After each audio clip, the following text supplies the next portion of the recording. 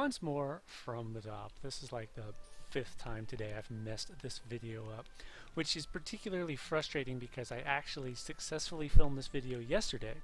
Everything was great, but Windows update, I don't know what that update did apart from completely fuck up my computer. I can't access the file. It tells me the file's not there. It's there, I can see it, and when I go to my well, suffice to say, I can track down the file location, but when I actually click on the file, Windows tells me the file doesn't exist, even though it's clearly there. I don't know what the hell's going on. It can't access the file or anything. But anyways, we are going to do Necrotic Asylum. Got my buddy Perrin out. Picked up my quest, I think. Yep, there it is. Oh wow, it's the big one. Okay, so the daily one for this today is to slay 30 members of the Necrotic cult. It's known as the Burning Dead. Let's go inside Necrotic Asylum so you can see what's going on. It's not that big of a zone. This is the hardest of the 3 Befallen zones, but it certainly isn't all that hard anymore. But again, that's because times change, mechanics change, stats change, and even though these zones scale, mechanics and stuff don't scale. They very rarely, when they add new mechanics or change mechanics, they very rarely go back and tailor, apply those to each mob. So when I go to a place like this, yeah, I am like a god, and yeah, they're going to find out. All right, so we got this spastic dude. This is a burning, or not? There's some undead dudes. Spastic here. He's got a quest for you. Doesn't have a quest for me because I already did the quest. It's a very simple quest. Kill 10 members of the cult. Specific members. He wants acolytes, or I think they're called initiates. I would love to tell you what the different titles mean.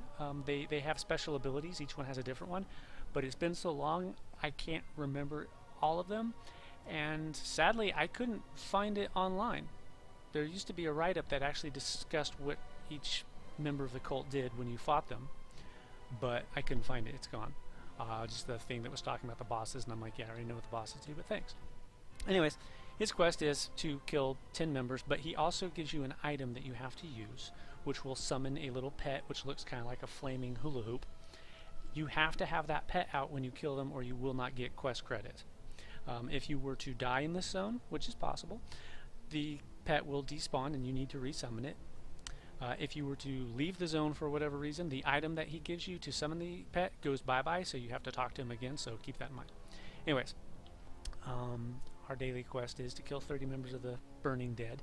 The Burning Dead is a offshoot of the followers of Soul Sekiro, combining the powers of necromancy and Soul Sekiro. And the official followers of Soul Sekiro don't like them, and they want you to kick their asses, hence him being here. Kill them for us. Alright, so we're going to go in here and kill some stuff, but first let's look at the map. We start here. We got a boss here, we got a boss here, we got a boss here, we got a boss here, and we got a boss here. This is the final boss. He used to be a very big asshole. Not so much anymore. Yeah. I'm going to warn you now. I said I am like a god. I wasn't really kidding. I mean, I look at stuff and just think to myself, you would look a lot better with your face removed, and his face is suddenly not there anymore. It's just sad. It's very sad. A lot of these fights used to be fun back in the day when, again, it's the mechanics. It's not that the mechanics have changed so much, but a lot of the stats and whatnot have been tweaked, and the mechanics were adjusted and whatnot. And so now I walk in here, and even though he's level 60 and I'm level 60, I'm actually like a level 85 compared to him, even if I'm in level 60 gear with level 60 stats, because of those changes that they've made over the years. So like this guy, Vothasafragan, this guy, I love Vothasafragan, he's awesome. We used to call him Bridge Boy because we could never remember his name, but he's one of my favorite bosses for nostalgia purposes. When the Shard Zones first went live, I was playing with a group of people, and one of the guys I played with, his name was Shin. He had a monk. In fact, his monk was the reason I actually kept my monk. I was for a long time thinking about getting rid of him, because just one of those transitionary periods where it's like things just, I couldn't quite figure out what monks were really supposed to do, because back then avoidance tanking was kind of really hit and miss. I mean, it's like, yeah, if you don't get hit, sure, that's great, but if you do get hit, kaboom! Not the best tank. You know, it was just. But again, you know, they were changing things around a lot. I remember a time when, well, let's not talk about that too much because it was just painful. And it's not like that anymore. But he had stuck with his monk for a while, so I was watching him because I was playing, you know, my Swashi, and he was the monk, and generally I would be, you know, the DPS to his tanking, and it was working out pretty damn well. And then he eventually lost his mind, and I say that kind of half jokingly, and I really only half jokingly. I don't know what happened with him. The group eventually fell apart, but I do know this much: when Union goes on strike and you don't work for 6 months, it does things to your mind apparently, because he just snapped. I don't know what happened. He just became very hostile, very aggressive, very hostile towards everyone, and for no reason. I mean, when I say no reason, I'm not talking like, oh, people were you know, joking around and then things got, you know, a little too heated. Nothing like that. Just, we would not even be talking. We'd just be standing around here, running the zone, waiting for power to regenerate, and he would just flip out and start cussing people out. And it got to the point where just everyone started avoiding him because it was just easier than dealing with the what the fuck moments, which was sad because he was a good player, but you know, he finally went away, and it's kind of sad. But yeah, that whole group kind of fell apart. But anyways, when these places had first been introduced, my only experience with them was a couple of guildies I went into, Halls of Forsaken. I was on my Inquisitor, and I don't remember what the other two were on, but we were standing at the door, like right here, you know, we walked into Halls of Forsaken. We got about right here, and I was the only person who made it back. It's not a big distance there, but I was the only one who made it. Everyone else was dead. We had no idea what happened. Our jaws just hit the floor. Our eyes were wide. We're like, what the fuck just happened?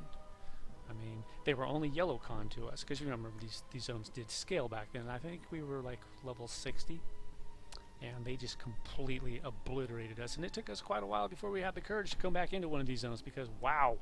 Well, this was the next zone I went into, and again, they were still fairly fresh, and we had no idea how to fight these scripted bosses. And this was the one we somehow got past. Captain Hamir, who was just a complete and utter asshole. I mentioned in the Hall of Forsaken video that there was something that used to give me. It was him. It was him. I forgot about him. He's an asshole. I'll talk about him when we get there. But this guy we got to, and again, it was a scripted encounter, and we had no idea what the hell melted our faces off, but we were damned if we weren't going to figure it out. So Shin and I would come in here, and we would just keep fighting this.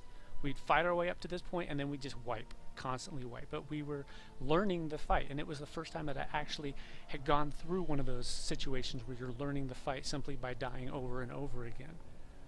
And it was awesome. It was totally cool. But let's go forward, kill some mobs. As I said, I am like a god. All right, see that? Yeah, I just wiped out an entire group just by looking at them and saying, you know, die. I just Lord Soth their asses. Lord Soth, in case you're wondering, is a character from Dragonlance. He's a Death Knight of Krynn, and he has the ability to just point his finger at you and say die, and you fall over dead. It's Finger of Death spell. I've never found Death Knights to be all that cool, though. I wonder if Moltor is kind of based on them. Now that I think about it, it's kind of a similar situation. He was a noble knight of an order, blah blah blah, got corrupted, turned to evil. Although, well, we've seen what happened with Moltor. Okay, so if you go over to this side, there's an NPC that will spawn over here that you need to talk to for one of the Heritage quests. I believe it's the Book of Thex. So remember that. If you need to come inside Necrotic Asylum, he's right over there. Don't have to go all out deep. There's a ladder right here that you can climb down, or you can just do this. Oh, there's a ladder right there. Or you can just do this. Whee! Smack. Alright, these little guys, well, let's go talk to the key mob. It's not there yet. Again, it's like in Halls Forsaken, you have to actually advance to a certain point, which is the third boss, I believe, the coagulation boss. It might be the Wilhelm guy. I can't. It's one of the two. Oh ho ho! Guys want to play with me? Also, I need to apologize in advance. I just got a new keyboard the other day, and I'm still getting used to it. It's backlit because my eyes have just gotten so bad to the point where, like, if I'm playing a game at night, I just cannot see the keys.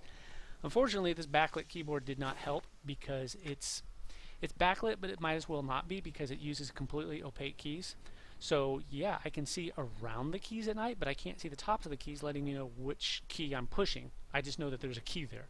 Not the most helpful thing in the world. It was only 20 bucks though, so meh. So let this be a lesson to you. If you look for a backlit keyboard, try to find one with translucent keycaps. Alright, so you want to clear these guys out first because it'll make it easier to kill the key mob. The key mob is a very tiny one of these. I think it's called a leftover bit of goo or something like that, or a bit of leftover goo. It spawns over here somewhere. It's really, really tiny, but again, you have to kill the... I think it's the boss after the bridge boy fight. Or it might be the boss after that, but, well, here, I'll just show you. I think it's this boss, the Coagulation of Flesh and Evil. It might be this guy, Wilhelm Horrible. It's one of these two. I think it's this one. In fact, after I kill this one, I'll come back and look at it. But we're gonna go, we're gonna go kill Captain here. And this guy used to be an asshole because of what he would do. He spawns this thing. It's a little crystal barrier. He puts it on a member of the group. And I don't know if this is a glitch or not. It's a curable elemental detrimental. But the thing is, even if you cure it, you're not safe from it because he does. Basically, he encases you in crystal. You can't move, you can't do anything, you're just stuck. There's a big crystal around your character.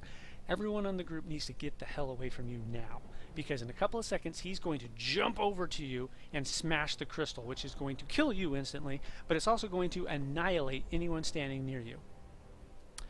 As I said, it is curable. If you cure it, the crystal goes away and you can move and everything, but for some reason he can still jump up and smash the crystal, even though it's gone. Not quite sure what the hell's going on there, Sony. Way to, you know, stay on top of the game.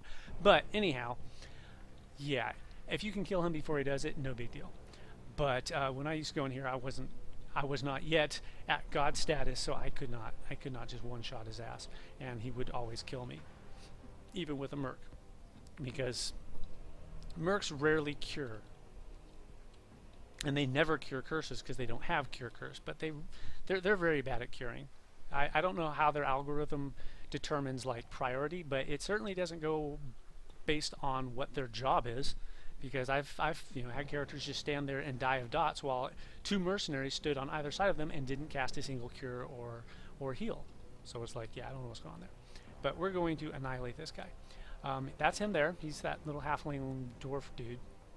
He's a leader of the spelunking expedition, and he is a dead man. Watch closely. Kaboom! Yeah, for all the times you blew me up, asshole. Payback. Oh, one other thing. There are those ghosts from Halls of the Forsaken. Remember those ghosts? Yeah, they're in here too. So, keep your eyes open. Ooh, look, I got a helmet. Die, shimmering laborers. There is a quest that wants you to get crystals. These are the crystals. I don't remember what quest it is. I'm sorry, but if you have a quest that has you come in here looking for crystal samples, these are the crystals. Ooh, look, bite of the wolf. Ooh, grats, dude. I used to type it in, but anymore I can't. Like, my fingers just can't. I'm still getting used to this keyboard, which doesn't help. But it's like I just can't hit the right keys anymore. It's really frustrating. Really frustrating. Where's one of those ghosts? There's a ghost right there. Who knows? I just might be able to trigger this ghost. Maybe. Oh, yep, I triggered him. See, ghost is mad at me. Okay. Now notice I can't. Notice how it's a targeting cursor, but I can't click on him. I can't attack him. But this is what you can do in this situation. Perrin. Now target through Perrin. Oh look, now he's dead. And it looks like they toned them down because he did not look like an epic to me. Anyways, now we're going to go fight Bridge. Oh wait, we got to clear these guys out because we are thorough. That's what we're known for. We're known for being thorough. Hey guys, what's up? Burn. Thank you. Alright, now we're going to go fight Bridge Boy. Bridge Boy's right around the corner here. Voth the Suffragan. One of my favorites. Not my favorite, but he's up there because, you know, nostalgia purposes. Alright, so he's like, yeah, blah, blah, blah, you suck, I'm going to kick your ass. And he's going to go over there. He's going to stand on the other side of this bridge. You see here, this is like just a little bridge. That's what this room is. The whole fight is going to take place on this bridge. It's kind of a misleading fight. You don't want to pay attention to him. Doing that will get you killed. What you want to pay attention to are, if you can see them, where are they? Oh, no, can't see them because they're right around the corner. These guys. Whoa, did you see that?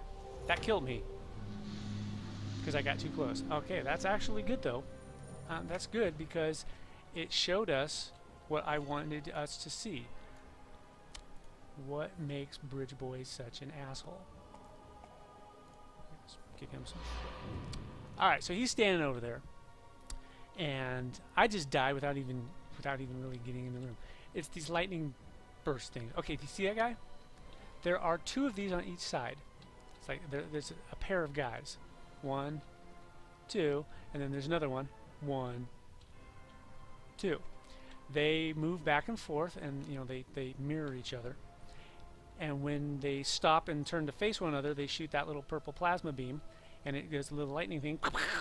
And as you saw, it melted my face. I've got 2 million hit points, and it melted my face in just a couple of seconds. It is possible to just take that hit. I don't like doing fights this way, but some people that I go in here with, they never actually learned. They couldn't handle the group coordinating part of this, which is having to fight him while watching them. It's not hard, but some people have problems moving around. What you want to do is stay away from these. Like right there, you'd stand in the middle. If they both go into one side, you go to this side. If they both come to this side, go over to that side, etc., etc. He himself is not a big deal. He's got like a little frontal AoE that he does. He does like this little earthquakey move that kind of makes you. It's got a very minor knockback, like it kind of bounces you back a step. No big deal. It's just there to keep you, keep you antsy. They're the threat, so you just wait for them. Wait until they move. Like, well, not right now, obviously, because you'd run out and get blasted by it. Let's back up. That can be. Oh wow, it still hit me. Okay, it usually doesn't hit you from that far away, but yeah. Hurry up, Aaron, get me up. Thank you. I'm just gonna run here and smash his face right after this. Yeah, as you can see, that thing will kill you. Now he's dead, so no problem. Anyways, that's what you would do. You just run up here and fight him. Run in there, pull him from range if you can. Get him into the fight as soon as possible, and turn to one of these sides and just watch where they are. If one's over there and one's over there, fighting right here is fine. If they move, like I said, they both go to this side, then you want to back up. Woohoo! If they come this way, you want to go that way. Just stay away from the lightning and you're okay. The lightning will kill you, as I said, very fast. But it is possible. It's difficult. But if you have a group that can't handle the moving back and forth part, you can just have them all just stack up right here and throw cures and heals at the tank and just have him fight right over here. Just pull him right here. You can't go too far up this bridge. I think like if you pull up to here, the fight will reset. So you got to stay down here. But as long as you can keep throwing the cures on the tank and keep that dot off of them, you're okay. Death prevents, whatever it takes. Just do that stuff. Alright, so now we're going to deal with the cult itself. That's the one thing. If you want to kill the cult members, you have to kill Vathis Suffragan because this is where you first find them. There they are. Now you notice there's a Theurgist. Oh, 2 Theurgists. There's a couple different types. There's Theurgists, there's Acolytes, there's Initiate, I think, Apprentice, and Neophytes. They all do different stuff. I would love to tell you what the different stuff is. I don't remember. But I think the Theurgist, for example, will eventually start to cast a summon spell. A portal will appear, a big void portal. If he finishes summoning, the portal will appear, and then it starts to get bigger, and then he'll be doing some little casty animation thing. You can interrupt that, you can knock him down, you can stun him, whatever. If you don't, the portal finishes and a big triple up monster comes out. Nowadays that triple up monster is not really a threat, but in the old days that was a big threat because you don't want to be dealing with 2 triple ups and then another one joins up. Plus the other ones also have their special abilities. One of them will charm you. One of them, oh, I don't remember what. I think it's the Neophyte. I could be wrong, but I think it was the Neophyte that would cast a debuff on you that makes you very, very weak to noxious damage, and there's a lot of noxious damage going on in this place. It's kind of what their whole thing is. If you're wondering what they're here for, they're trying to harness the power of the curse of Moltor. Don't know what they're trying to harness it for, but that's what they're trying to do. Alright, so this is the coagulation boss. This field is important. If you go inside there, you take very, very massive damage, and oh, they're doing a little scripted encounter. They're like gonna torture some dude. But we can kill this guy, so I'll kill him real fast.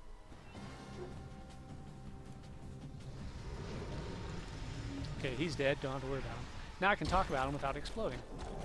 Not that I had to worry about that. But anyways, okay, when you're fighting this guy, you fight him out here normally. But if you fight him out here, he will start eating members of your party. I don't remember how to deal with that, but if you fight him in there, if you're inside that place, then he can't eat members of your party, but whoever's inside that area is going to be taking some hefty damage. All right, but just like that's kind of indicating what happens in there. See, his body's getting ripped apart. Yeah. When he summons something, an adjoint. I think it's called like chum or something like that. Chud. I don't remember. Excuse me. When that gets summoned, you have to pull him in there. I can't remember if he's just completely immune to damage at that point, unless he's inside or not, but you have to pull him in there too if you want to finish the fight once he summons chum, so remember that. Now, since we just killed him, we're going to run back and see if the key mob is up. I think it will be, but I'm not sure. Let's get a dirty boot. Hey, Perrin, let me... Oh, doesn't do a whole lot of damage, but you know you're going to be taking damage while you're in there. Dissolve. It dissolves you. So yeah. We don't need to though because we're awesome, and we can just look at him and be like, "Hey, dude," and he's like, "What's up?" And I'm like, "Why don't you just like explode, chicken fucker?" And that's exactly what he did. So next up is Wilhelm Horrible, or whatever his name is. About him, I don't remember much about the fight. He fights you next to some Ucky Kool-Aid. Don't step in the Kool-Aid. Don't step in the Kool-Aid. The Kool-Aid does bad stuff to you. However, while you're fighting him, he does have this ability to switch places with a member of the group, and it's like you, if I remember correctly, you get stunned and also look like him, and then he looks like you. So one of the people in your team is not actually who they appear to be. Alright, does anyone see the little key thing? I don't. Oh, yeah, there he is. Okay, see, I said it. I mentioned he was small.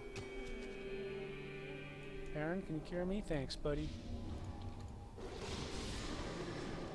That's why you like having... Oh, remember, the key is a corpse drop, so if you don't know where the key mob is, check all the corpses. And you'll get your key. The thing you need to know about that is that corpses don't last very long. They only last for like a minute and a half or so. So if you're not looting the corpses, you could lose the key that way. It'll decay. So there you go. Anyways, we got the key, so that means the chest is there too, but we'll get that in a minute. That's also why you want to use Mercs. You know, he mandated me, but that's curable, and Baron actually cured it. Thanks, Baron. Occasionally they are useful. It's just they're not. Yeah. Mercenaries were, I'll be blunt, and I'm not going to sugarcoat it, Sony. You half-assed them. You half-assed them hard. But again, the reasoning for putting them in the game is just asinine. I mean, basically, they said they wanted to give players who had trouble finding groups an option so that they could run group content. But at the same time, they didn't want to replace players. So you made them as a replacement for players, i.e. finding groups, but you didn't want them to replace players. Sony, I don't think you understand what words mean. I'm actually pretty sure they don't know what words mean. So here we go. We're going to fight a few more of these guys. There they are. There's an initiate. I think the acolytes are the one that summon the portal. I believe the Theurgists are the one that do like the debuff. I don't remember. Wish I could. This was yesterday's quest, by the way, to kill like 10 of these guys. The bone sifters. We're just going to run through and gather them all up because we're thorough. I think I mentioned that once or twice. Die, wicked creatures. Oh, did I? Yep, it procced. See? I mentioned like regular attacks can't hit him, regular AoEs can't hit him, but procs can hit him. I have a proc that's it's an AoE effect that does damage to everything in the area. That's where you gotta be careful of those guys. The proc, whoops. See what I mean about missing the keys? Oh, forgot. Hey, thanks, Baron. Forgot I had Baron set to, you know, protect me. Good thing I did. Alright, so now we're up to Wilhelm. Just kill a couple more of these guys. Neophytes, apprentices. I said one of the... I think the apprentices or the initiates are the one that charm. Which, generally, that's the one I give the first priority to when it comes to killing, because you don't want to get charmed. Here's the Kool-Aid I mentioned. Don't step in that. It hurts you. There's an acolyte. And there's the guy. There's the shard chest. It moves around. Sometimes it's by Mordek, sometimes it's by him. But, yeah. Here's the Kool-Aid. Alright, it does damage. What else does it do? Let's take a look at it. Decreases mitigation versus physical damage by, ooh, 18, almost 20,000. That's quite a bit. So yeah, it makes you susceptible to physical damage. There's one in here that makes you very weak against noxious damage. At least it used to be. There was, I think it was a curse or something like that. They cast it on you, and then they would follow up with a noxious spell that would pretty much one-shot you. Let's go play with Wilhelm, the dipshit. Hi, Wilhelm. He's dead now. I knew him well. Here's a little thing right here. Get a little thing. And nope. I only need one more of those particular ones. Mark Minar, got my plat. Okay. So now we're going to go fight. Remember, that was the guy who can switch places with you, so more than that I can't really say. You kind of want to fight him on the islands, if I remember correctly. I mean, I guess you don't really have to anymore, but still. Let's just pretend that we're doing things the real way. Hey guys, you know where I can find some Tang?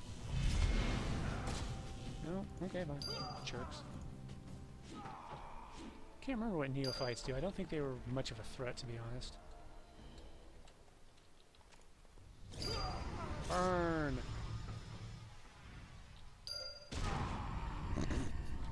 Explode from the power of my baton. In case you're wondering about this awesome glowy baton I have, that is the what's it called? I can't remember what it's called. This thing. Prismatic Baton of the Scale. That's the quest Fire and Ice, not of Fire and Ice. The quest, the Hallmark quest Fire and Ice. That's one of the rewards that you can get. All the weapons are like that. They got that cool prismatic effect. It was kind of like the prototype epic weapon, if you will. It's one where you have to go and figure out what's going on with Nagafin and Vox and stuff, and everything's kind of cool. Oh yeah, don't get too close to this stuff. It does nasty stuff to you. And this guy's been infused with power. Notice how he's like bigger. Yeah, he's bigger. But oh, see, that's the proc I was talking about. See how it sparkled? Well, not sparkle, but you know, a little pulse on the ground. Yeah, it hit all of them, blew them up. It said, "What up, yo?" And they said, "Please don't ever do that again." I was like, "Oh no, I can't promise that. I can't control procs. If I could, well, I'd be more of a god than I am now." Alright, so now we're in the room with Mordek. He's up there. This guy. Just some dude just standing there. Oh, the house item is that right there. Alright, so before we destroy Mordek, I'm going to explain what made him an asshole. He puts a curse on the group. Here's the thing. Here's the thing about the curse. Puts it on the group.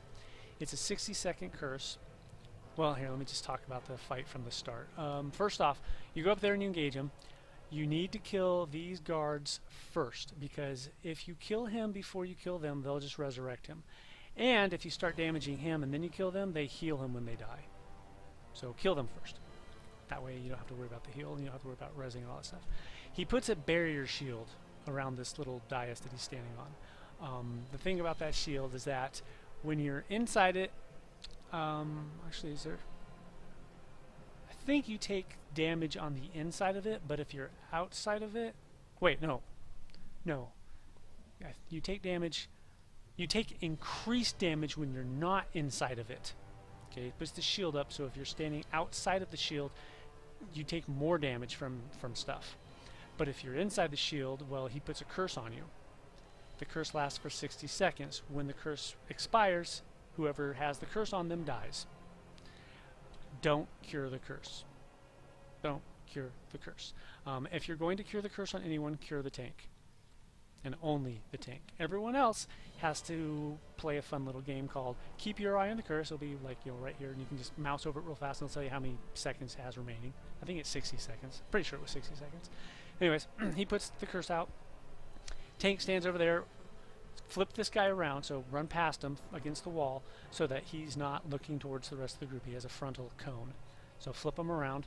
Everyone else just keeps healing the tank, doing damage, all that stuff. Cure the tank when, you know, tank, let them know when the curse is about to expire. You need to coordinate your cure curse, because cure curse does have a pretty hefty recast on it, like 1.5 minutes or something like that. So you want, ideally, 2 people to be casting that spell.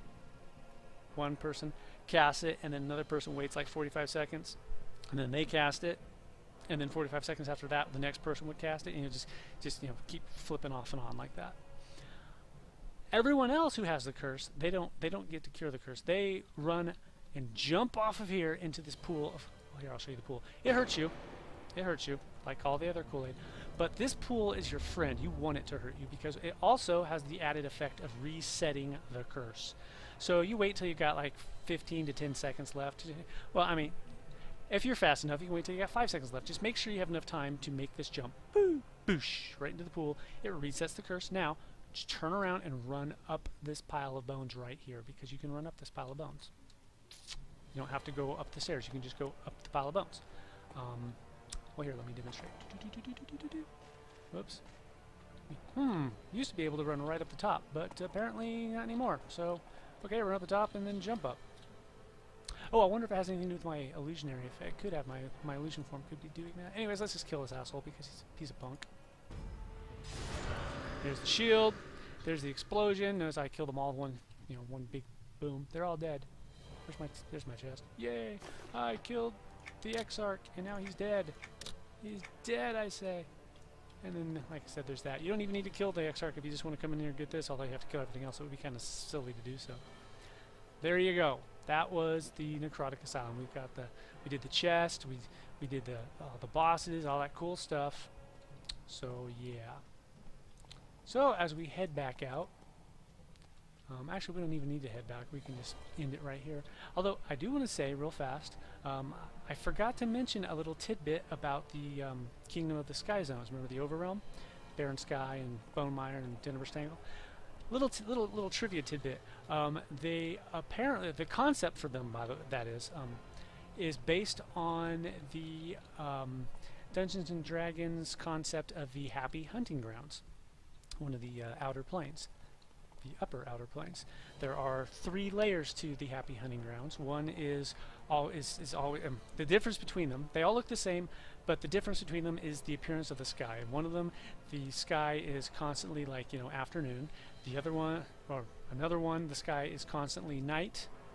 And then the last one is kind of a philosophical perspective one. It's always the sun is just starting to rise, or the sun is just starting to set, i.e. the Tenebrous Tangle realm of twilight, dusk or dawn. It depends on your outlook. The glass is half full, half empty. So yeah, thought that was kind of interesting. Completely forgot to mention that though. Anyways, next time, well, I don't know where we're going next time. We'll probably do another Shard Zone, because Shard Zone is kind of fun. Yeah. Oh, Perrin, you can go away now. Bye, Perrin. Thanks. So, peace out, and thanks for watching. Laters.